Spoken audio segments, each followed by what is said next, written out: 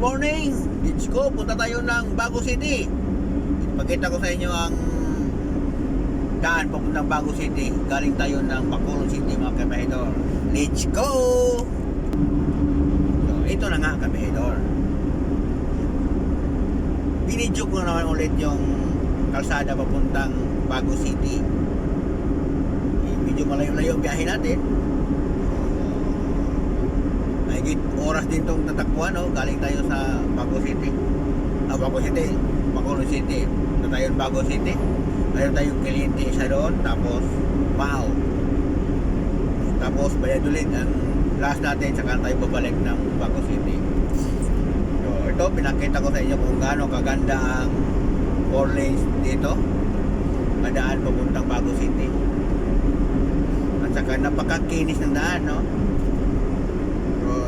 Talagang walang panama yung mukha ko sa kinis ng daan itong daan na to, kabahedor, no?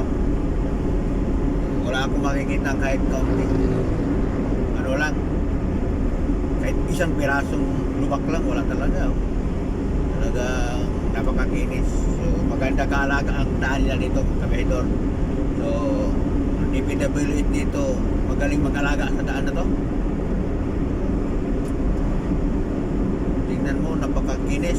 Hindi kaya ng mukha ko nga walang alaga, na puro ng alikabok.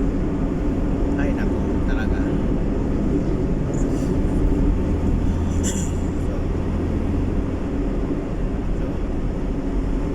Pagpunta kayo dito ng Negros, pag pumasyal kayo dito sa Bacolod City, tapos punta kayo doon Bago City, so madaanan nyo itong mga daan na ito nga binibidyo ko nga. Napakaganda, no?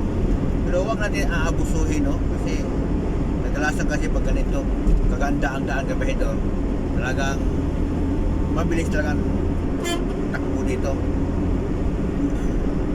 Pinakamahina lang yung 80, 100. Kadalasan sobra 100 yan takbo mga tao dito, eh. Kahit nga ako minsan, eh. Dahil pero mo, hindi kasi gumagalaw ang sasakyan dito pag ano, pag ganito kakinis ang daan, kabahedor. Talaga kahit parang tingin natin parang hina lang ba, pero pag tinignan natin sa kilometer dito per hour, makita natin umabot na pala ng 100 yung ano natin takbo.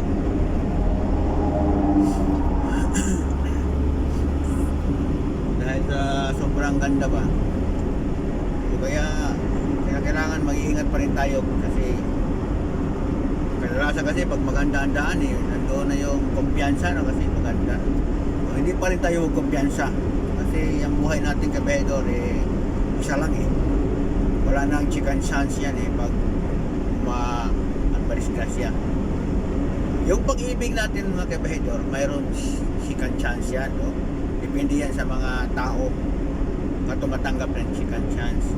Yung pagbuhay na kasi pinag-uusapan, wala na second chance yan, eh.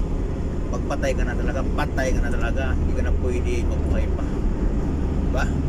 So ingat pa rin tayo. Goodbye, mga kabahedor. Pinakita ko lang sa inyo ang daan dito sa Bacolod City to Bago City, kabahedor. Sobrang gana na masasabi natin, sana all. Oh, tingnan nyo, ano? Ang layo pa nito, kabahedor. So mahigit isang oras pa ng tatakbuhay ko. Maraming salamat kung mayroon manood itong daan na maganda.